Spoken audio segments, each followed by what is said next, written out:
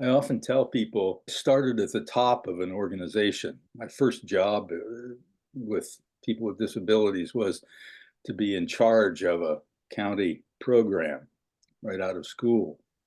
And I successfully worked my way down for many years to the point where I no longer had to worry about budgets and all of those sorts of things, could think about other things. In the summer of 1975, when I went to my first PASS workshop. Sandy went to the same workshop. We spent the week doing what you do at a PASS workshop. And when we left, Sandy and I were, I would say, on fire, as many people are when they go through these kinds of trainings. We wanted to get back home and get other people convinced because we were pretty sure that we were the only ones in Ohio that knew anything about this stuff, that had thought this deeply about the situation of people and what we ought to try to do about it that was different.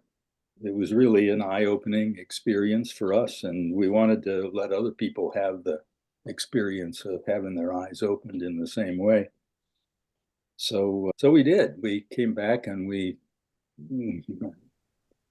speculated for a while and organized for a little while, and within a couple of years, we had organized the first PASS workshop in Ohio.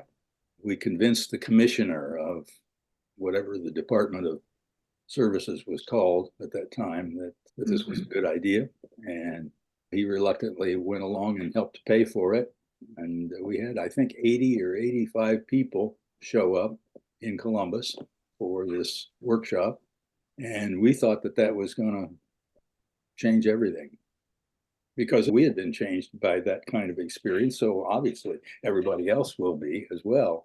But it was evident after a while that the change that we anticipated was not going to happen.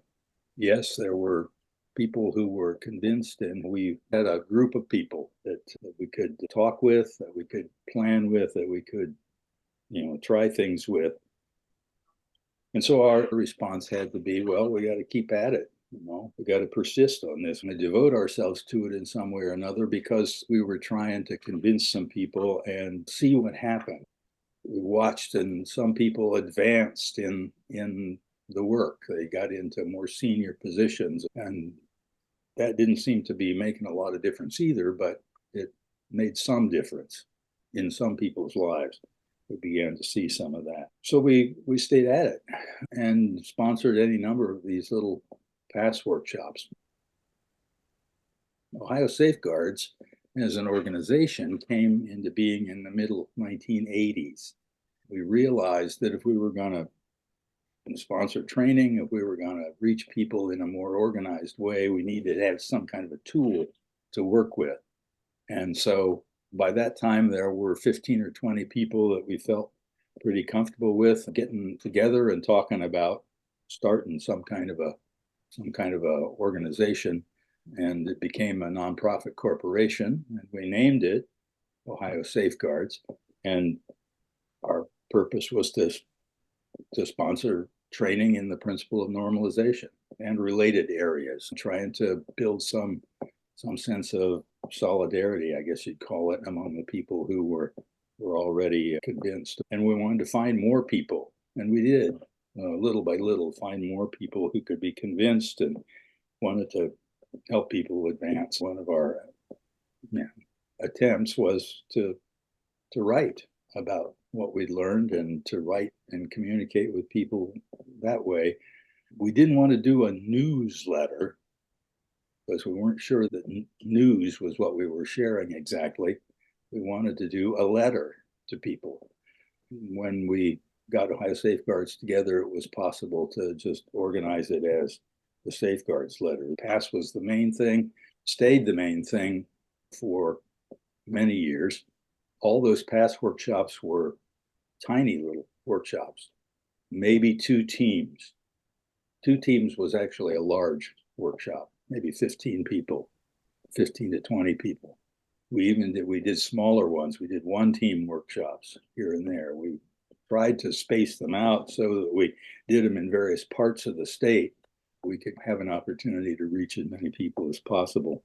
John McKnight came and helped us by leading that board retreat of about 15 or 20 people over an overnight kind of situation. We also hooked on to other efforts that people were making.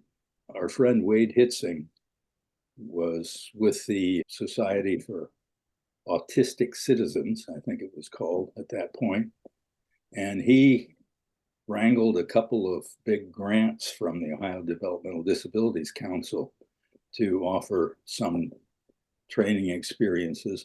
One was about people with so-called severe behavior problems. And so we learned about person-centered planning, and we started out having meetings with people in various communities around Ohio. We asked agencies to pick out the person they were most worried about, and we would do a personal futures plan with folks around that person and propose some alternative ways for agencies to think about how to help and support people.